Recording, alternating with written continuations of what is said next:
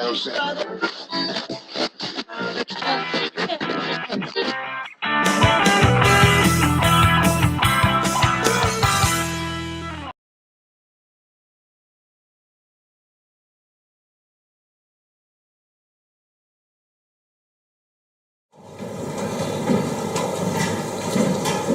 likes change?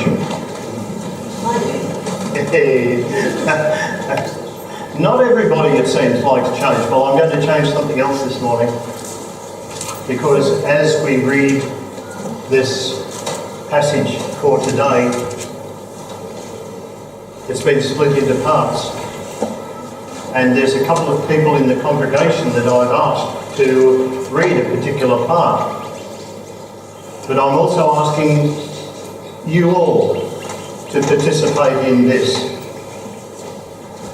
There will be, the passage will come up on the screen. And where the sections have been highlighted in red, you will be invited to say those words. But I know this is going to annoy some people. I'm going to stop periodically through the reading of the passage, because I'd like to share with you the message today, how the message for you and I is woven into that text, and draw attention to the way in which the people that were I'll say the actors in the drama that we are about to read about, what some of their motivations were, and what some of the messages that they should have picked up on, but they didn't. How the benefit of hindsight for us has been such a good teacher. So the passage that we have is from the Gospel of Mark, and it's actually titled The Passion of Our Lord Jesus Christ according to Mark chapter 15, verses 1 to 39. Glory to you, Lord Jesus Christ. Very early in the morning, the chief priests and the elders, the teachers of the law, and the whole Sanhedrin reached a decision. They bound Jesus, led him away, and handed him over to Pilate. Are you the King of the Jews? Asked Pilate. Yes, easy to say. Jesus replied. We'll pause. The events that have led up to this particular circumstance are that Jesus has made a triumphal entry into Jerusalem.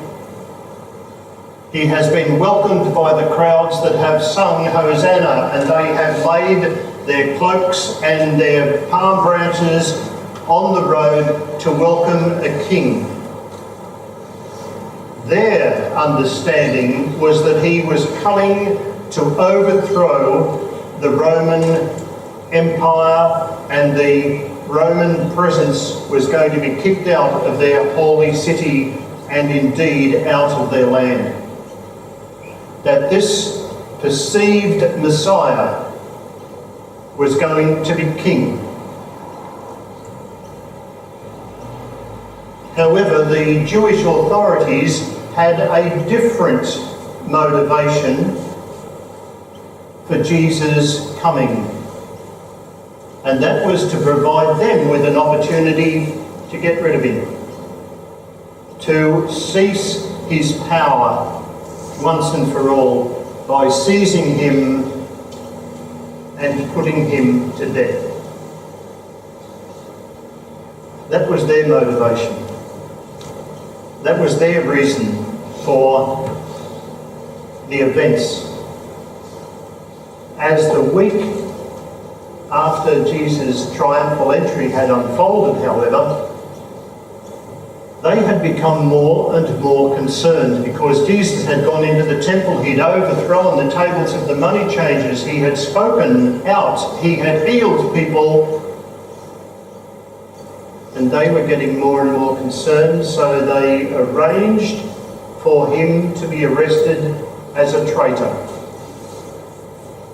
That had taken place the night before.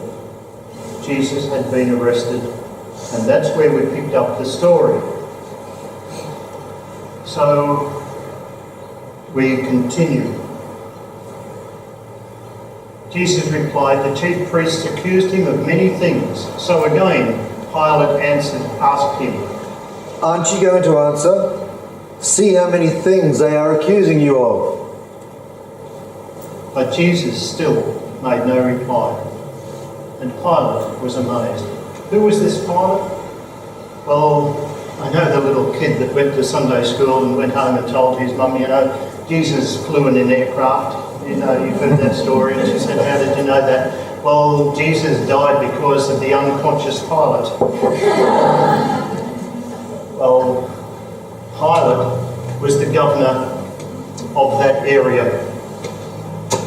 He had gained that position by graft and bribery because it brought him considerable wealth.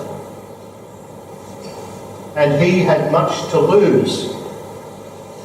But he didn't have the authority to just simply sentence someone to death if he was a troublemaker. There had to be a case to be proven.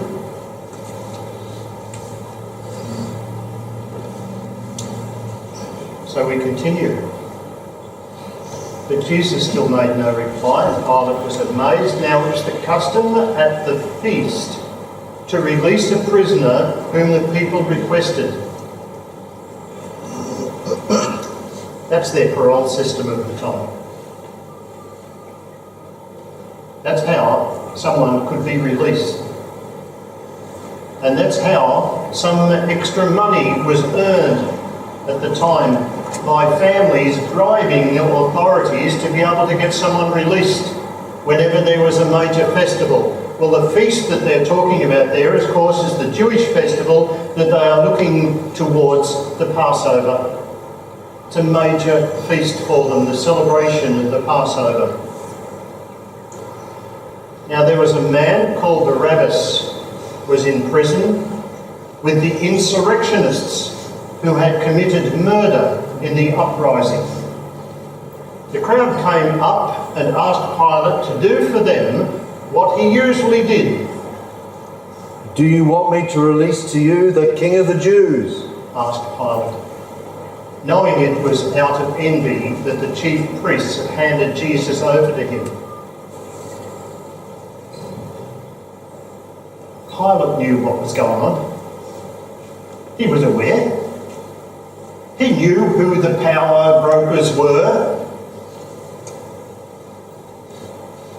And he wanted to, in some way, get Jesus off the hook. But nonetheless, he was a politician.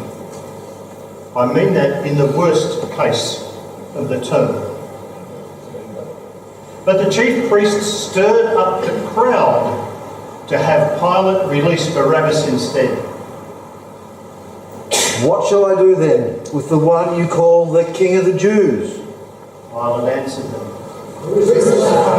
They shouted. Why? What crime has he committed? Asked Pilate. But they shouted all the louder. Wanting to satisfy the crowd, Pilate released Barabbas to them. He had Jesus flogged and handed him over to be crucified. Again, we pause to consider the circumstance. You see the byplay that took place. I don't know how you felt when you were calling out those words, crucified. Did they fit comfortably? No. But back 2,000 years ago, in that circumstance, they fitted very comfortably because the people had been stirred up by the leadership who had their own motives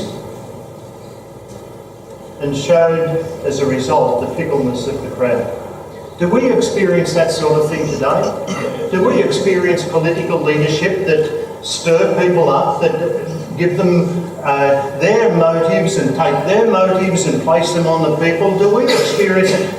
If so, how do we feel when broader society is saying something that challenges you and I? It presents difficulties, doesn't it? Presents us with challenges. Do we speak out against the crowd, or do we go along with the crowd? Do we take a line of least resistance?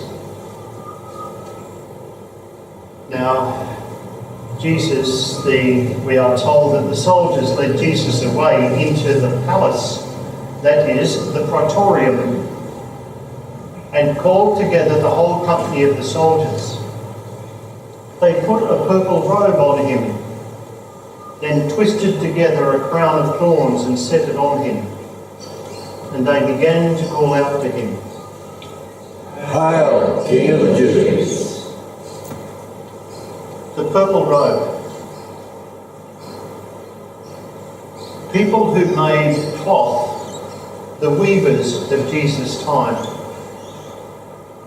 the most expensive cloth that you could obtain was one that had been dyed purple, because of the elements that were involved in that dyeing process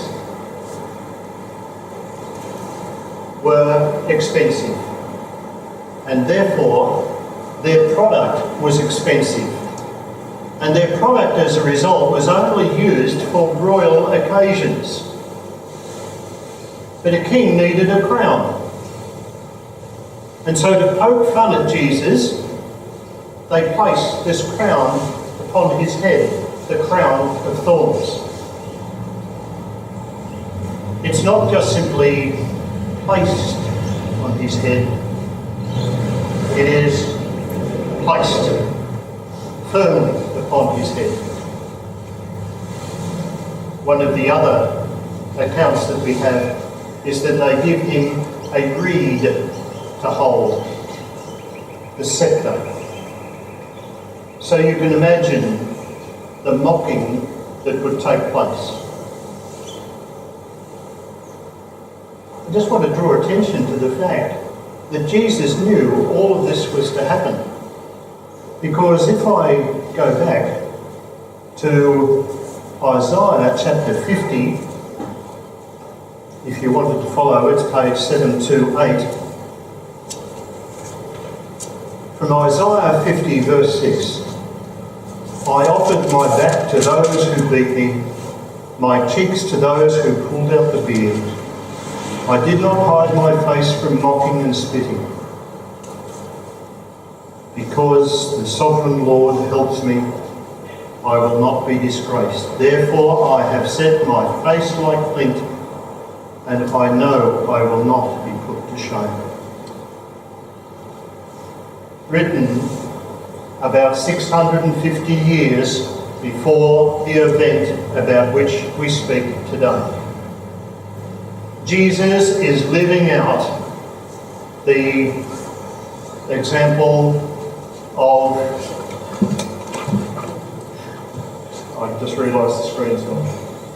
Jesus is living out the example of the suffering servant of Isaiah, in that he knows all that Isaiah has predicted is going to happen to the servant who suffers. Oh, we're back again. A different colour at the top, but don't worry about that. Some things are going to show up in different colours. If you pick that it's a different colour, well then say it. Right. Again and again they struck him on the head with a staff and spit on him. Falling on their knees they paid homage to him. And when they had mocked him, they took off the purple robe and put his own clothes on him. Then they led him out to crucify him.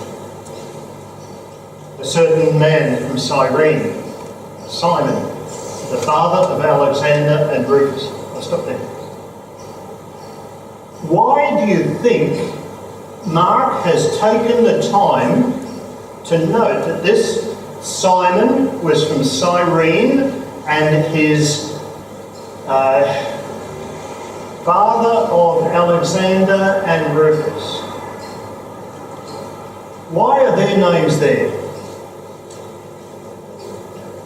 Because at the time that Mark is writing down the Gospel, there is every chance that Alexander and Rufus, if not Simon, are still alive. You know that if something happens in your life that's witnessed by somebody else, and you're then telling a third party, you'll say, oh, look, the other day something happened and so were there as well. And if that third party doubted what you were saying, you can go to them and ask. That's what Mark is saying. These guys were associated with Simon. You know, that's Simon, the one who was from Cyrene. So if you don't get a chance to ask them, go back to Cyrene and say, do you know Simon at all? You know, Simon who went to Jerusalem? So this is a very nice way of being able to include other witnesses. But for us, it also means that it was a historical event, because it has been so pinned to the time. It's not just a made-up story. They brought Jesus to the place called Golgotha, which means the place of the skull. There's been a whole theological and biblical debate on what this Golgotha is, the place of the skull. Well, let me assure you that it is not a nice place to be. It's basically the graveyard, it's basically the major focal point of crucifixions. It's devoid of vegetation, and there is various photos that have been taken of the area around Jerusalem, and some have hypothesised that there is an area that if you stand back from it, it's got rocky caves and outlets, and it looks like a human skull. But whatever way it is, Mark leaves no chance that he is going to have people misunderstand what has taken place and where it's taken place. The place of the skull, the graveyard. It's outside the town. You don't have your graveyard inside the town, you don't have it inside the wall, you have it outside. You don't have it too far away because people will want to go and visit. And Jesus is taken there. Then they offered him wine mixed with myrrh, but he did not take it. Where else in Jesus' life have you heard of myrrh? The three wise men. Well, the wise men. Gold, frankincense, and myrrh. Presented at his birth. And now you have myrrh being presented. What is myrrh? Myrrh is an element, a chemical if you like, that is used to deaden the pain. It's also used for embalming. So here is Mark saying to us, Jesus is given a way out here. He can avoid all of this if he wants to take that myrrh. He can have that wine with the fermented grape juice, the wine which will lighten his feeling, make him suffer less. He can be anaesthetised by the myrrh. But Jesus doesn't take it. And they crucified him, dividing their clothes. They cast lots to see what each would get. It was the third hour when they crucified him. The written notice of the charge against him read, "The King of the Jews." They crucified two robbers with him, one on his right and one on his left. Those who passed by hurled insults at him, shaking their heads and saying, So, you are going to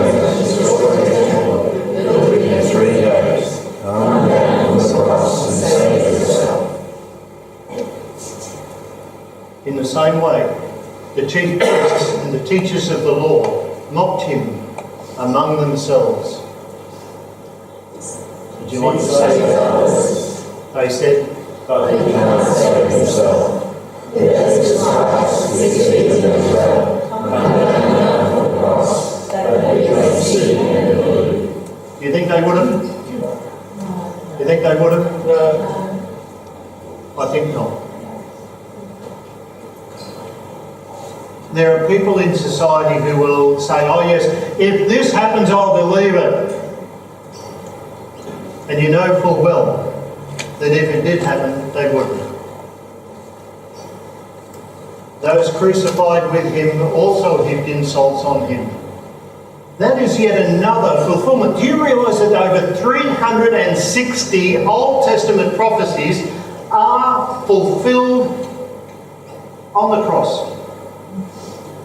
Because the Old Testament prophecies tell us that he will be numbered among the transgressors, and that he will suffer not because what he has done, but on behalf of others. At the 6th hour, darkness came over the whole land until the 9th hour. And at the 9th hour, Jesus cried out in a loud voice. Eloi, Eloi, lama sabachthani. Which means, My God, why have you forsaken me? was Jesus feeling deserted? Yes. Would you feel deserted in that same circumstance? I reckon so. But there's also a chance that Jesus was preaching a sermon. I know many of us suffer as a result of sermons that get preached, but let me just read to you the opening verses of Psalm 22. My God, why have you forsaken me? What did Jesus just say? My God, why have you forsaken me? Jesus is quoting Psalm 23. Well, he didn't call it Psalm 23. There were no numbers at the time. But he was quoting from Hebrew Scripture. And if you do nothing else today, I know you'll do lots of things, but if you do nothing else today, when you get home, turn up Psalm 22 and read Psalm 22 and read it with Christian eyes. Read it and you will see how Jesus is telling everybody, this is how it's happening here to me, and that's how the psalmist says it in 22. And it's the same thing. Because, verse 7, all who see me mock me, they hurl insults, shaking their heads. He trusts in the Lord, let the Lord rescue him, let him deliver him, since he delights in him. Isn't that what has just been said? However, the whole circumstance by the people are misinterpreted because Jesus has used a language which is not their native tongue. What was Jesus' native tongue? Aramaic. The Galilean region, Aramaic. There are still people today who speak a form of Aramaic. Jesus, those words, the Eloi, Eloi, lama sabachthani, are Aramaic. What do they think that he has said? Elijah, because they are Hebrew speakers in Jerusalem, and they say he's calling for Elijah. Why do they say he's calling for Elijah? Pure and simple. Who was to herald the coming of the second age? Elijah. Elijah, who'd gone in a fiery chariot, was to return. And his return was to herald the coming of the new kingdom. And that's why they think there's a possibility. So let's pick it up. One man ran, filled a sponge with wine vinegar, put it on a stick and offered it to Jesus to drink. Now leave him alone, the man said. See if Elijah comes to take him down. With a loud cry, Jesus breathed his last.